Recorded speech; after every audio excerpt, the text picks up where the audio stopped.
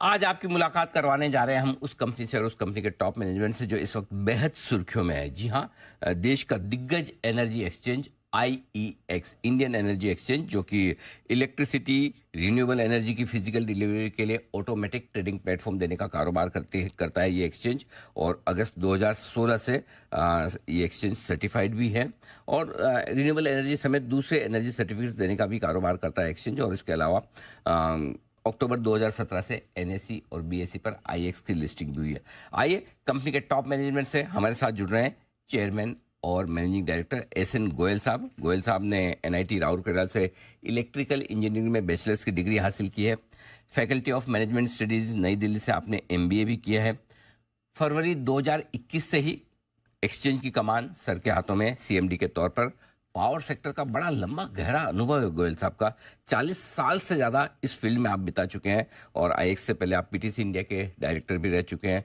30 साल तक करीबन आपने NTPC जैसी दिग्गज संस्थाओं के साथ काम किया है, यानी कि पूरा इस सेक्टर का गहरा अनुभव रखते हैं। गोयल साहब, बहुत बहुत स्वागत है सर आपका। धन्यवाद हमें समय देने के लिए। पहला सवाल इसी बात को लेकर आपसे समझना चाहता हूँ, जो खबरें आ रही है कि CERC, जो कि देश में बिजली की दरें डिसाइड करने का काम करती है, माफ कीजिएगा, उनका ये कहना है कि मार्केट कपलिंग की जाए। पहले समझाएं सर, CERC क्या करना चाहता है, मार्केट कपलिंग क्या होती है और इसका क्या असर एक्सचेंज, आप जैसे एक्सचेंज के कामकाज पर पड़ता है, ये हमारे दर्शकों को बताएं सर। नमस्कार सिंघवी साहब। नमस्कार सर। देखिए, ऐसा है कि मार्केट कपलिंग का जो मतलब होता है कि जब डिफरेंट ज्योग्राफीज के अंदर में मार्केट ऑपरेट कर रही होती हैं तो आप उन मार्केट्स को कपल करते हैं, जो कि मार्केट्स की एक डिमांड सप्लाई की जो डाइवर्सिटी होती है उसका एडवांटेज लेने के लिए। ओके। जैसे यूरोप के अंदर में करीब 26 देशों को एक्सचेंज के थ्रू से कपल किया गया, क्योंकि किसी कंट्री के अंदर में ज्यादा हाइड्रो है, किसी के अंदर में न्यूक्लियर है, किसी के अंदर में थर्मल है, डिमांड वेरिएशन है because of the temperature difference. तो डिफरेंट मार्केट्स को कपल करके आपने एक डिमांड सप्लाई की डाइवर्सिटी का यूज किया और एक एफिशिएंट सिस्टम क्रिएट किया आपने। इंडिया के अंदर में अगर आप देखें तो हमारे तो सारे के सारे स्टेट्स और यूनियन टेरिटरीज ऑलरेडी मार्केट से कपल्ड हैं। It is a single market in the country. वो कहते हैं one nation one grid one price. ये तो ऑलरेडी हमारे यहाँ एग्जिस्ट कर रहा है। ओके। अभी इस जो कल का लेटर है जो मिनिस्ट्री ऑफ पावर ने इशू किया है CERC को, इस लेटर के अंदर में जो मार्केट कपलिंग है, मुझे ऐसा लगता है कि ये कपलिंग शायद ये 3 एक्सचेंज हैं, इनको कपल करने की बात कर रहे हैं शायद ये। ओके। बट एक्सचेंजेस की कपलिंग नॉर्मली होती नहीं है। ये तो एक ऐसी बात हो गई कि जैसे हमने BSE और NSE को कपल कर दिया, ओला उबर को कपल कर दिया, तब तो एक मार्केट के अंदर में से कंपटीशन और इनोवेशन खत्म हो जाएगा। करेक्ट। तो ये जो डिफरेंट एक्सचेंजेस हैं बेसिकली क्रिएट इसीलिए की जाती है कि इनके बीच में आपस में कंपटीशन हो और ये नए नए प्रोडक्ट लेकर के मार्केट के अंदर में मार्केट पार्टिसिपेंट्स को फायदा हो। तो सर मैं जो समझ रहा हूँ कि एक्सचेंजेस की कपलिंग का मतलब ये हुआ कि हर एक एक्सचेंजेस पे पावर की ट्रेडिंग किस दाम पर होगी वो एक तरह से फिक्स हो जाएगी, चाहे आप IEX में करें चाहे किसी और एक्सचेंज में। Right sir? नहीं साहब, नहीं। ऐसा है कि पावर का जो प्राइस है वो तो डिस्कवर किया जाता है डिमांड एंड सप्लाई के बेसिस में। राइट। जब सप्लाई कम है, डिमांड ज्यादा है, तो प्राइस ज्यादा आएगा। तो अगर गवर्नमेंट ने प्राइस फिक्स कर दिया तो फिर तो एक्सचेंज का रोल ही खत्म हो गया। Right sir. तो ये तो नहीं है। अब ये इसको देखना पड़ेगा, CERC इसको देखेगी कि किसमें क्या करना चाहिए। जो प्रेजेंट मार्केट फ्रेमवर्क है, जहां पर की वॉलेंट्री मार्केट है, एक्सचेंज के ऊपर में पार्टिसिपेशन कोई मैंडेटरी नहीं है, इसके अंदर में लॉन्ग टर्म कॉन्ट्रैक्ट है, मीडियम टर्म, शॉर्ट टर्म है, ट्रेडिंग कंपनी से ट्रांजेक्शन होती है, तो पार्टिसिपेंट्स के पास में फ्रीडम है, वो जहां से पावर खरीदना चाहें खरीद सकते हैं।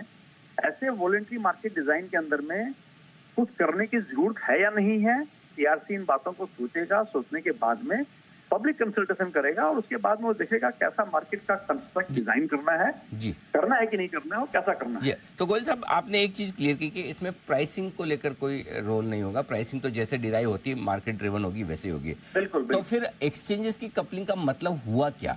मतलब अगर समझो मैं पावर कंपनी हूँ और मुझे अपना पावर बेचना है, मैं IEX के प्लेटफॉर्म पे आकर बेचता हूँ, दीप की पावर कंपनी उनको खरीदना है, या आकर हमारा प्रीफर्ड एक्सचेंज IEX है, 95% वॉल्यूम रखता है। Right sir? अब इसमें क्या बदलाव आएगा? देखिए, ऐसा है कि अब इसका मतलब जब सीआरसी डिस्कशन करेगी तब पता लगेगा, बट एक जो मेरी अंडरस्टैंडिंग, जो मुझे समझ में आया है, जो कल से लोग बात कर रहे हैं इसके ऊपर में, वो ये है कि तीनों एक्सचेंज के अंदर में जो सेल और बाई की बिड आएंगी, वो बिड एक जगह में एग्रीगेट हो जाएंगी और वहां पर प्राइस डिस्कवरी होगी। अच्छा, ओके। और उसके बाद में रेस्पेक्टिव एक्सचेंज को जो प्राइस डिस्कवरी हुई और जिसका बिड क्लियर हुआ वो बता दिया जाएगा और वो फिर आगे में सेटलमेंट कर लें उसका। अच्छा सर, तो एक मिनट माफ कीजिएगा, मैं आज थोड़ा आपको बीच में रोक के पूछ रहा हूँ ताकि वहीं वहीं समझता जाऊं, क्योंकि एग्जैक्टली हमारे दर्शकों को ये समझना जरूरी कि एक्चुअली बदल क्या रहा है। फॉर एग्जांपल, दो एक्सचेंज है, एनएससी और बीएससी, राइट? और किसी को रिलायंस में ट्रेड करना है, तो किसी ने रिलायंस की बिड्स एनएससी पर डाली है खरीदने की, किसी ने बीएससी पर डाली है, किसी ने सेल बिड डाली, तो ये सारी जो बिड्स है वो एक साथ कपल होके एक साथ आ जाएगी, फिर जिसकी जो होगी वो मैच होती रहेगी। क्या यही करने का इरादा? परफेक्ट, बिल्कुल आपने सही कहा। ओके, फिर तो 3 एक्सचेंज और 2 एक्सचेंज की जरूरत क्या है? हाँ, तो इसलिए ऐसा है कि ये चीज मुझे लगता नहीं है कि it is very premature to talk about this thing. CRC है हाईएस्ट एक रेगुलेटरी बॉडी है कंट्री की। I am sure they will look into all this things and then decide about what. तो सर क्या अब इतना बड़ा decision, इतनी बड़ी चीज है ये, तो मतलब एक्सचेंज के लिए जीने मरने का भी सवाल है, तो क्या कहीं किसी तरह का पहले कोई डिस्कशन हुआ नहीं आप लोगों के साथ में? नहीं, इसके ऊपर में थोड़ा बहुत डिस्कशन हुआ था, कुछ व्यूज लिए गए थे, इसलिए मिनिस्ट्री ऑफ पावर ने सीआरसी को रिफर कर दिया है, क्योंकि सीआरसी ही बॉडी है जिसको डिसाइड करना है। एक चीज है, मुझे इसमें कुछ ऐसा, इस डिसीजन में कोई ऐसा फायदा मुझे दिख नहीं रहा है कि किसको फायदा होगा, क्या फायदा होगा। मतलब क्या कोई पावर परचेजर सेलर्स को कोई फायदा होगा? मुझे ऐसा कुछ नहीं लग रहा था। नए एक्सचेंजेस को कोई फायदा होता दिख रहा है, तो फिर इस डिसीजन का फायदा क्या, मतलब ऐसा करने का फायदा क्या? वही तो मैं कह रहा हूँ ना कि इन चीजों को सोच करके सीआरसी देखेगी कि भाई कोई भी डिसीजन है तो उसका एक ऑब्जेक्टिव फंक्शन होता है, क्या अचीव करना चाह रहे हैं, अब क्या अचीव होगा, और इन चीजों को सोच के फिर वो डिसाइड करेंगे क्या करना है। अच्छा सर, ये डिसीजन कब तक होगा? अभी तो शायद एक आइडिया फ्लोट हुआ है, राइट सर? सब चीजों में बहुत टाइम लगता है, ये मार्केट डिजाइन की बातें हैं, इनमें बहुत टाइम लगता है जी। सो मतलब अभी खाली एक आइडिया है, आइडिया के बाद कंसल्टेशन पेपर होगा, सुझाव मांगे जाएंगे, जाहिर सी बात है आप भी अपने सुझाव देंगे, बाकी लोग भी देंगे। सो ये प्रोसेस क्या साल 2 साल लंबी है, 4-6 महीने? सर देखिए, ऐसा है कि पहले तो प्रोसेस होगी कंसल्टेशन की, इसमें निकल जाते हैं साल 6 महीने। उसके बाद में अगर डिसाइड करते हैं तो फिर कौन मार्केट ऑपरेट करेगा, कौन कपलिंग ऑपरेटर होगा, क्या सॉफ्टवेयर होगा, कहाँ से लाया जाएगा सॉफ्टवेयर, कैसे डेवलप किया जाएगा, ये सब चीजें भी बहुत कुछ चीजें हैं, कैसे फाइनेंशियल सेटलमेंट होगा एक्सचेंजेस के बीच में, तो बहुत कुछ चीजें हैं जिसमें करने की जरूरत है। कि ये तो एक छोटा सा आइडिया है जो दिया गया है, फ्लोट किया गया है। बिल्कुल ठीक बात है। तो अभी मतलब लंबा समय वाला मामला है अगर ये होगा। अच्छा, अब एक सर हाइपोथेटिकल क्वेश्चन है, क्योंकि जो लोगों को डर है थोड़ा सा मार्केट में, कि अगर ये लागू होता है तो कितना असर आईईएक्स पर पड़ सकता है, वॉल्यूम्स के लिहाज से, बिजनेस के लिहाज से, कमाई के लिहाज से? क्योंकि आप देख रहे हैं सर, ब्रोकरेज रिपोर्ट भी आई हैं, ढेर सारे उन्होंने बड़े बड़े टारगेट काटे हैं, बड़ी चिंताएं जताई, तो मैं जरा वो समझना चाहता हूँ कि क्या कुछ होगा।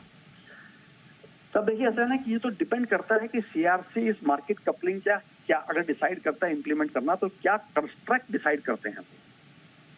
ये कंस्ट्रक्ट भी हो सकता है कि आईएक्स के ऊपर में, क्योंकि आज की तारीख के अंदर में 100% मार्केट शेयर है हमारा, जो डे हेड मार्केट और आरटीए मार्केट है जहां पर प्राइस डिस्कवरी होती है, कि बाकी एक्सचेंज के ऊपर में अगर बिड आती है तो वो भी आईएक्स के अंदर में बिड कर उसको अपना एग्रीगेट कर दें और एग्रीगेट आईएक्स प्राइस डिस्कवर करेगी। ऐसे मॉडल के अंदर में ज्यादा कुछ हमारे यहाँ पास इम्प्लीकेशन होगा नहीं। अगर वो कहते हैं कि नहीं, कोई थर्ड पार्टी इसको प्राइस को डिस्कवर करेंगी, तो फिर हमें देखना पड़ेगा कि उसका क्या इम्प्लीकेशन होगा। I think it will be too premature to talk about this thing. तो अभी इस पे फाइनल डिसीजन आने में वक्त तो लगेगा, ये आप कह रहे हैं, तो कोई ऐसी चिंता की फिलहाल बात नहीं। अब एक जो मैं आपसे जानना चाहता हूँ कि अल्टीमेटली आपके शेयर होल्डर ये जानना समझना चाहते हैं कि अगर ये चीजें लागू होती है, आज आप एकदम लीडर क्या एकदम ऑलमोस्ट मोनोपोली टाइप है, 90-95% का मार्केट शेयर रखना बहुत बड़ी बात है किसी भी बिजनेस में। सो कितना मार्केट शेयर लूज करने का रिस्क हो सकता है?